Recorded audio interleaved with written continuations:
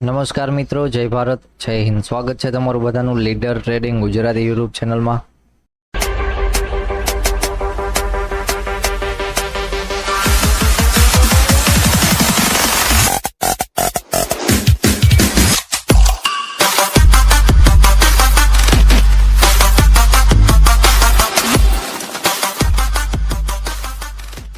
તો આજે હતી ક્યાંક 4 એપ્રિલ અને જોવા જઈએ તો આજના દિવસે માર્કેટમાં સારી એવી મુવમેન્ટ જોવા મળી, ખાસ કરીને નિફ્ટીમાં. કારણ કે નિફ્ટીનો એક્સપાયરી દિવસ હતો તો બધાની નજર નિફ્ટી ઉપર જ હતી અને જેમ પ્રમાણે લેવલ ઉપર જોવા જઈએ તો લેવલ ઉપર પણ નિફ્ટીમાં ક્યાંક સારી એવી મુવમેન્ટ જોવા મળી. કારણ કે સવારમાં માર્કેટ સારું એવું ગેપ અપ ઓપન થઈ ગયું હતું અને પછી માર્કેટે ધીમે ધીમે આવીને જે રેઝિસ્ટન્સ ઝોન હતો નજીક, તો એ પણ 100 પોઈન્ટ દૂર હતો. તો 100 પોઈન્ટનો રેઝિસ્ટન્સ દૂર હતો, એને પણ માર્કેટે ડાયરેક્ટ જ બ્રેક કરીને નીચેના સપોર્ટ ઝોન સુધી મુવમેન્ટ જોવા મળી અને સપોર્ટ ઝોન પાસેથી એક કેન્ડલ સ્કેલ્પિંગની પણ જોવા મળી અને એને પણ બ્રેક કરીને માર્કેટે સારું એવું એક સ્પાઇક પણ દીધું હતું. એ પણ ક્યાંક સારી એવી મુવમેન્ટ હતી.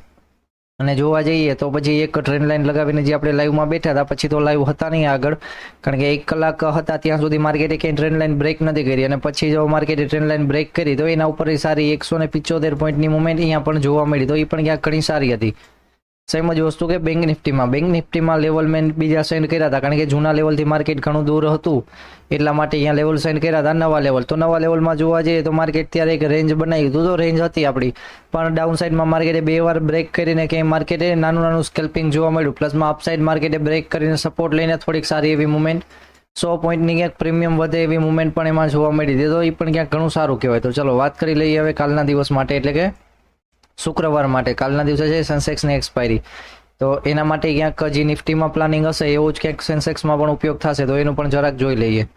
તો પહેલાં વાત કરી લઈએ નિફ્ટીની. નિફ્ટીમાં ઝોન થોડુંક પરફેક્ટ લેવલ છે, એ વચ્ચોવચ્ચ આવે છે, એટલા માટે પરફેક્ટ વચમાં ક્યાંય લેવલ નથી, ગેપ છે મોટો, પણ એ જરાક જોઈ લેશે. કારણ કે ફરીવાર આજના દિવસે માર્કેટે સેલિંગ જોવા મળ્યું છે અને અહીંયાથી સારું એવું બાઇંગ પણ જોવા મળ્યું છે કે જે માર્કેટ ધીમે ધીમે ટ્રેન્ડમાં આવે છે, તો ટ્રેન્ડવાળું બાઇંગ છે, એ ઘણું સારું કહેવાય. પણ જોવા જઈએ તો ઓવરઓલ માર્કેટનું એક જે રેન્જ છે એ રેન્જમાં જ ક્યાંક છે. માર્કેટે ગેપ અપ ઓપન થયું, પછી અહીંયાથી ડાયરેક્ટ માર્કેટ ડાઉન સાઇડની મુવમેન્ટ જોવા મળી. તો ફરીવાર હવે કાલના દિવસે માર્કેટ બહુ વધારે નહીં પણ થોડું ઘણું ગેપ અપ ઓપન થાય તો ત્યારે જોઈ લેશું માર્કેટ થોડીક વાર એક ટ્રેન્ડમાં હશે. અને પછી જોવા જઈએ તો કાલે આરબીઆઈની પોલિસી પણ છે, તો એની પણ થોડી ઘણી ઇફેક્ટ થઈ શકે છે, તો એનું પણ ક્યાંક ધ્યાન રાખવાનું થાય. કારણ કે પોલિસી પૂરી થઈ જાય પછી એકાદી 2 કેન્ડલ માર્કેટમાં આવતી હોય છે એની કે જે સારી વધારે મુવમેન્ટવાળી કેન્ડલ હોય છે, તો એનું પણ ખાસ ધ્યાન રાખવાનું થાય. પણ પહેલાં આપણે ઓપનિંગની વાત કરી લઈએ. ફરીવાર માર્કેટ આ ઝોનમાં ઓપનિંગ થાય છે અને આજના દિવસનો જે હાયર પોઈન્ટ છે એને કાલ માર્કેટ બ્રેક કરે છે, તો 680નું લેવલ ક્યાંક સારું એવું જોવા મળી શકે છે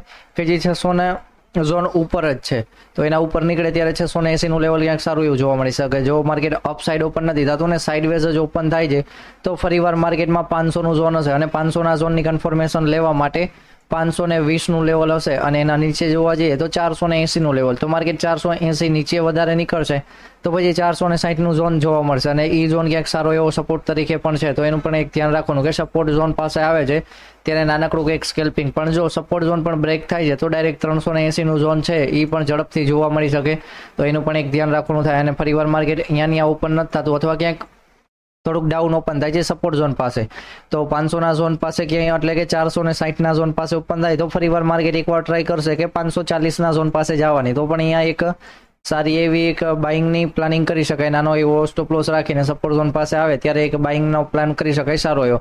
પણ જો વધારે ગેપ ડાઉન ઓપન થાય છે માર્કેટ અને અહીંયા સાઇડવેઝ થઈ જાય છે તો પછી 10-10:30 વાગ્યાની રાહ જોઈ લેશું. કારણ કે 10-10:30 વાગે જે મુવમેન્ટ હશે એ નેક્સ્ટ મુવમેન્ટ એમાં પણ ઝોન બ્રેકઆઉટની સારી પણ જોવા મળી શકે છે. તો નિફ્ટીમાં ક્યાંક આવી રીતના પ્લાનિંગ છે.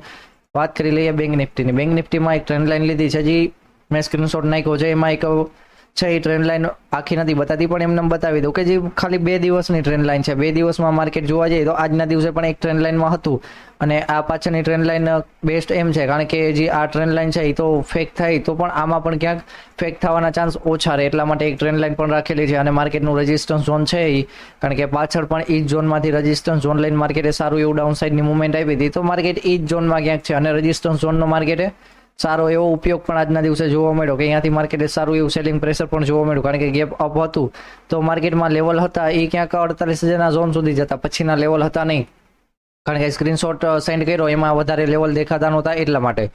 તો ચલો હવે વાત કરી લઈએ કે ફરીવાર ક્યાંય ઓપન થાય છે, બેંક નિફ્ટી ગેપ અપની સાઈડમાં ઓપન થાય છે તો થોડું ઘણું નીચે આવે તો એકવાર બાઇંગનો પ્લાન કરી શકાય. કારણ કે પહેલાં તો આ નાનકડી ટ્રેન્ડ લાઇન છે, એ ટ્રેન્ડ લાઇનમાં ક્યાંય માર્કેટ જોવા મળે તો અહીંયાથી એક બાઇંગનો પ્લાન કરી શકાય કે ફરીવાર થોડી ઘણી સ્કેલ્પિંગની મુવમેન્ટ જોવા મળે તો અહીંયા એક માર્કેટમાં સારી મુવમેન્ટ જોવા મળે. ફરીવાર જો માર્કેટ ડાઉન સાઇડ ઓપન થાય છે અને ટ્રેન્ડ લાઇન બ્રેક કરે છે તો માર્કેટ હશે ક્યાંક 48,000ના ઝોન પાસે, અને 48,000ના ઝોન પાસે ઓપન થશે તો માર્કેટમાં અહીંયાથી થોડું ઘણું નીચે આવીને 20-30 પોઈન્ટ પછી ફરીવાર સારું એવી અપસાઇડની મુવમેન્ટ પણ જોવા મળી શકે. કારણ કે 48,000નું ઝોન છે એ રાઉન્ડ નંબર છે અને 48,000ના ઝોન પાસેથી સારી એવી મુવમેન્ટની આશા પણ છે તો એ વધીને 900ના ઝોન પાસે કાં પછી અહીંયા મોટી એક સ્પાઇકવાળી કેન્ડલ છે, આ કેન્ડલ પાસે સપોર્ટ ઝોન બનાવો હોય તો સારો એક બની જાય. કારણ કે ફરીવાર માર્કેટ ડાઉન ઓપન થાય છે અથવા આ ઝોન પાસે જોવા મળે તો અહીંયા સારી એવી એક બાઇંગનો પ્લાન કરી શકાય કે જે માર્કેટને 200ના ઝોન સુધી જોવા મળે તો અહીંયા પણ માર્કેટમાં 200 થી 300 પોઈન્ટનો સારો એવો ટાર્ગેટ જોવા મળી શકે.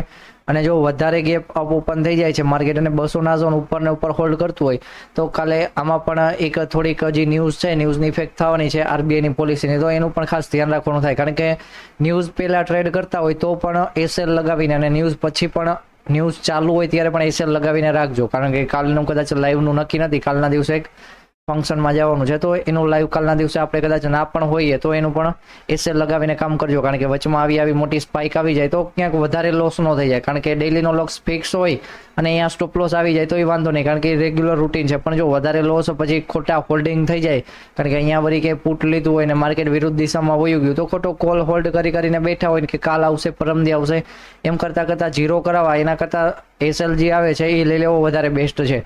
અને ફરીવાર જો માર્કેટ વધારે ડાઉન ઓપન થઈ જશે તો અહીંયા લોઅર પોઈન્ટ છે એ કારણ કે પાછળ જોવા જઈએ તો એક રેઝિસ્ટન્સ ઝોન હતો, ફરીવાર માર્કેટે અપ ઓપન થઈને એ ઝોન પાસે એક સારો એવો સપોર્ટ જોવા મળ્યો છે તો એ એક સપોર્ટ અને રેઝિસ્ટન્સ બંનેનું વચ્ચેનું લેવલ છે, આવું ક્યાંક બેંક નિફ્ટીમાં થાય છે તો એનું પણ ધ્યાન રાખવાનું. ફરીવાર જો માર્કેટ ડાઉન ઓપન થઈ જશે તો એ ઝોન પાસે એક સપોર્ટ તરીકે માર્કેટ સારું એવું કામ કરી શકે છે. જો એનો પુલબેક આવશે તો માર્કેટમાં નીચેના લેવલ પણ જોવા મળશે.